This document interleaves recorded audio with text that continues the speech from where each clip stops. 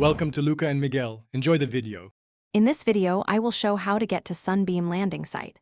Start at the West Ridge trailhead and follow the cairns to the high switchback. Keep a steady pace and take short breaks near rock markers. Watch for faint, painted arrows on boulders and keep the shoreline on your right as you descend. If fog appears, pause and wait for visibility to improve before continuing toward the landing site. From the ridge, maintain the main path and ignore faint animal trails that lead off course.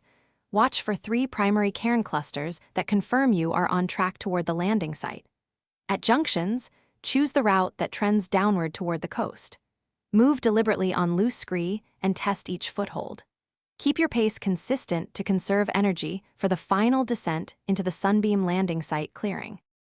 Prioritize safety by staying hydrated and watching for sudden wind gusts near exposed ridgelines. If visibility drops or conditions worsen, turn back to the nearest safe waypoint and reassess. Use trekking poles on steep sections to reduce knee strain and increase stability.